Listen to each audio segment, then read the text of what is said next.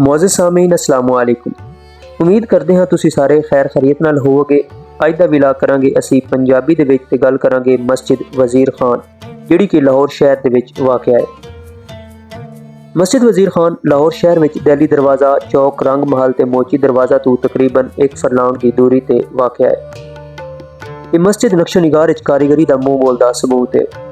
इल्मुद्दीन अंसारी जिहड़े कि आम तौर ते नवाब वज़ीर खान दे नां तो जाने जाते हैं, सल्तनत मुगलिया के अहद शाहजहानी विच लाहौर शहर के गवर्नर सी ते यह मस्जिद उन्हां दे नां तो मनसूब है। मस्जिद की बरूनी जानब एक वसी सहराए मौजूद है जिसनूं चौक वज़ीर खान कहा जाता है। चौक के 3 मेहराबी दरवाजे ने। अव्वल मशरकी जानब चिट्टा दरवाज़ा, दूसरा शुमाली जानब राजा दीनानाथ की हवेली तो मुंसलिक दरवाज़ा ते तीसरा शुमाली जीने का नज़दीकी दरवाज़ा। मस्जिद के मीनार 107 फुट उच्चे ने। इस मस्जिद की तमीर दिसंबर 1641 के 7 साल की तवील मुद्दत तो बाद पाया तकमील नूं पहुंची। मस्जिद वज़ीर खान सल्तनत मुगलिया के अहद विच तमीर की जाने वाली हुण तक की नफीस काशीकार और कांसीकार खूबसूरत मस्जिद है जिहड़ी कि बादशाही मस्जिद तो तकरीबन 32 साल पहले 1641 के विच मुकम्मल हुई सी। मस्जिद वज़ीर खान की बुनियाद शेख इल्मुद्दीन अंसारी ने रखी जिहड़े कि वज़ीर खान के खिताब तो मशहूर सन। वज़ीर खान मुगल शहनशाह शाहजहां के तबीब भी सन ते इस तो पहले वो मुगल शहनशाह जहांगीर ते मलका नूर जहां के तबीब खास भी रह चुके सन। शेख इल्मुद्दीन अंसारी चन्योट शहर में पेशायत बाबत तो मुंसलिक सन। जनवरी 1621 के विच मुगल राजगढ़ आगरा पहुंचे तो मुगल दरबार नाल मुंसलिक हो गए। उन्होंने दिनों के विच नूर जहां अलील सी ते शेख ने उन्हों का इलाज किया। मलका रूबा सेहतयाब हुई तो इस सिलसिले दे विच शेख इल्मुद्दीन अंसारी मनसबे हफ्त हज़ारी उत्ते फायज किए गए तो उन्होंने खिताब वज़ीर खान तय पाया। शाही इनामात की बरमात तो मस्जिद के मुसरफ विच लियाए तो इस खिते नूं तजवीज़ किया। अहद शाहजहानी विच वज़ीर खान उमरा अल उमरा के खिताब तो नवाजे गए तो जदों शहनशाह शाहजहान लाहौर आया तो इन्हें नाजिम लाहौर मुकर्रर कर गया।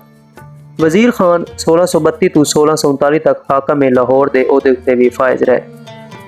मुगल शहनशाह शाहजहां के अहद विच वज़ीर खान ने 1635 विच इस मस्जिद की बुनियाद रखी तो बाजार दिल्ली दरवाज़ा नूं आबाद किया ते मिज़ार सैयद मुहम्मद इसहाक गाजरूनी अल मशहूर बामीरा बादशाह का पुख्ता हुजरा जो ज़ियारत गाह आम सी उसनूं दाखिले मस्जिद कर लिया। तकरीबन 7 साल की तवील मुद्दत के बाद यह मस्जिद इख्तिताम पजीर हुई तो पाया तकमील नूं पहुंची। तकमीलो तमीर के बाद वज़ीर खान ने एक वसीयतनामा तहरीर करवाया जिहड़ा कि उन्हां दे बाद उन्हां दी औलाद विच बदस्तूर चलदा रहा जिसकी तारीख 1 रमज़ान 3 दिसंबर 1641 है। यही तारीख मस्जिद की तमीर की मुकम्मल होने की भी है। वसीयतनामा नूं नूर अहमद चिश्ती ने तहकीकात चिश्ती विच तफसील तो तहरीर कर दिता है। 1864 में जदों नूर अहमद चिश्ती साहब तहकीकात चिश्ती ने मस्जिद के मतवलियां की तहकीक दी तां उस वक्त मिर्जा फैज़ दी बख्श इस मस्जिद के मतवली ते सरबराह सन। महाराजा रणजीत सिंह ने अपने अहद हुकूमत विच लाहौर की सारी इमारतों को नुकसान पहुँचाया तो इमारतों तो संगे सुर्ख ते संगे मरमर उतरवा लिया लेकिन मस्जिद वज़ीर खान रणजीत सिंह तो बच गई। कन्हैया लाल ने अपनी किताब लाहौर की तारीख मस्जिद के सिखां के अताब तो बचने की एक वजह बयान की है। एक मरतबा महाराजा रणजीत सिंह तवायफ के नाल इस मस्जिद के मीनार उत्ते आया तो दिन भर उत्ते रह के ऐशो निशात विच सरगर्म रहा तो ऐसे शब वो बीमार हो गया तो लोगों ने कहा कि यह असर बजुर्ग इसहाक गाजरूनी के गजब दे ने जो इस मस्जिद के आते विच दफन ने। दूजे दिन महाराजा मिज़ार उत्ते आया तो 500 रुपए नज़र की तो आइंदा ऐसी हरकत करन तू तौबा कर ली। सल्तनत मुगलिया के अहद विच इस मस्जिद की देखभाल रही लेकिन सिखां के दौर के विच इस मस्जिद की किसी मुरम्मत या बहाली की जरूरत महसूस न की। मस्जिद की इमारत पुख्ता इट्टां नाल तमीर की गई है तो संगे सुर्ख का इस्तेमाल सां किया गया है। मस्जिद में दाखिला के 2 दरवाजे ने, एक सदर दरवाज़ा जिहड़ा कि मशरक विच वाक़या है, दूसरा शुमाल मशरक की समत विच वाक़या है जिसनूं सदर दरवाजे की तज़ीनो आराइश के वक्त दाखिले लई खोलिया जाता है। मस्जिद हसैन वसी है जिस दे विच सुर्ख छोटी ईंट का पत्थर लगा होया है। सेंध के मरकज़ दे विच वुज़ू करने वाली जगह है तो मस्जिद के मशरकी जनूबी ते शुमाली समत हुजरा नुमा कमरे बने हुए हैं जिन्हां की तादाद 32 है। मस्जिद वज़ीर खान लाहौर की कदीम आलीशान ते लासानी इमारत है जिसकी शोहरत ते तज़करा यूरोप तक फैलिया हुआ है। फिल हकीकत एक खश्ती कांसी कार उम्दा इमारत अपनी मिसाल ऐसी नादर है कि इसकी मिसाल किधरे होर नहीं मिलती। ਮੌਰਖੀਨ ਲਾਹੌਰ ਨੇ ਇਸ ਨੂੰ ਲਾਹੌਰ ਦਾ ਫਖਰ ਇਕਤਦਾਰ ਵੀ ਕਿਹਾ ਹੈ। ਇਮਾਰਤ ਮਸਜਿਦ ਵਿੱਚ ਹਰ ਕੰਮ ਖੁਸ਼ ਅਸਲੂਬੀ ਨਾਲ ਕੀਤਾ ਗਿਆ ਹੈ। ਇਮਾਰਤ ਮਸਜਿਦ ਐਸੀ ਪੁਖਤਾ ਚੂਨਾਕਾਰ ਮੁਸਤਹਕਮ ਤਮੀਰ ਹੋਈ ਹੈ ਕਿ ਬਾਵਜੂਦ ਪੌਣੇ 400 ਸਾਲ ਗੁਜ਼ਰਨ ਦੇ ਬਗੈਰ ਕਿਸੇ ਨੁਕਸ ਦੇ ਦਿਖਾਈ ਦਿੰਦੀ ਹੈ। ਮਸਜਿਦ ਦੀਆਂ ਦੀਵਾਰਾਂ ਉੱਤੇ ਕਾਂਸੀਕਾਰ ਨਕਾਸ਼ੀ ਐਸੀ ਹੋਈ ਹੈ ਕਿ ਵੱਡੇ ਵੱਡੇ ਨਕਾਸ਼ ਨਕਾਸ਼ੀ ਦਾ ਸਬਕ ਲੈਣ ਇਸ ਮਸਜਿਦ ਵਿੱਚ ਆਉਂਦੇ ਨੇ ਤੇ ਇਹਨਾਂ ਤਾਕਚਾਂ ਦੀ ਨਕੂਲ ਉਤਾਰ ਕੇ ਲੈ ਜਾਂਦੇ ਨੇ।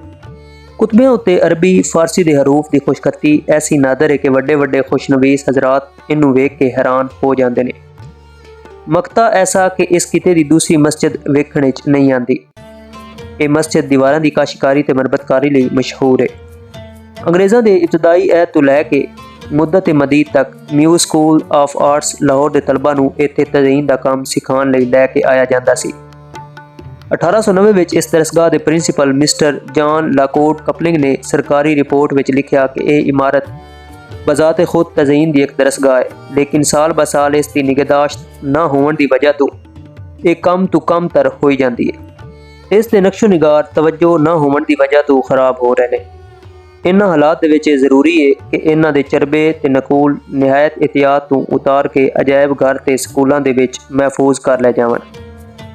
ਚੌਕ ਵਜ਼ੀਰ ਖਾਂ ਤੋਂ ਖੜੇ ਹੋ ਕੇ ਵੇਖੋ ਤਾਂ ਮਸਜਿਦ ਦਾ ਦਰਵਾਜ਼ਾ ਨਜ਼ਰ ਆਉਂਦਾ ਹੈ। ਮਸਜਿਦ ਦਾ ਮੌਜੂਦਾ ਚਬੂਤਰਾ 5 ਸੀੜੀਆਂ ਦਾ ਬਾਕੀ ਰਹਿ ਗਿਆ ਹੈ, ਜਿਹੜਾ ਕਿ ਸੰਗੇ ਸੁਰਖ ਦੀ ਬਣੀ ਹੋਈਆਂ ਨੇ। ਇਹ ਮਸਜਿਦ ਹਾਜ਼ਾ ਦਾ ਸਭ ਤੋਂ ਵੱਡਾ ਦਰਵਾਜ਼ਾ ਹੈ, ਜਿਸ ਨੂੰ ਬਤੌਰ ਦਾਖਲਾ ਦੇ ਇਸਤੇਮਾਲ ਕੀਤਾ ਜਾ ਰਿਹਾ ਹੈ।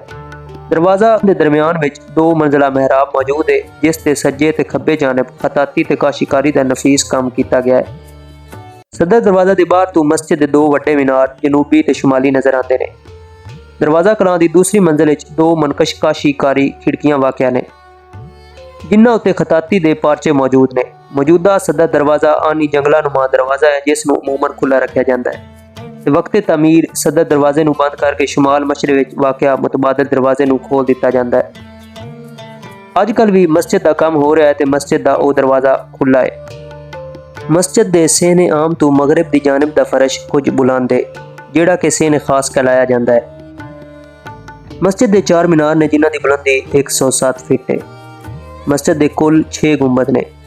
ਮਸਜਿਦ ਦੀ ਅੰਦਰੂਨੀ ਦਿਓੜੀ ਨੁਮਾ ਇਮਾਰਤ ਉੱਤੇ ਵਾਕਿਆ ਇੱਕ ਗੁੰਬਦ ਹੈ, ਜਦੋਂ ਕਿ ਸੇਨੇ ਖਾਸ ਵਾਲੀ ਇਮਾਰਤ ਉੱਤੇ 2 ਮੀਨਾਰਾਂ ਦੇ ਹਮਰਾਹ 5 ਗੁੰਬਦ ਨੇ।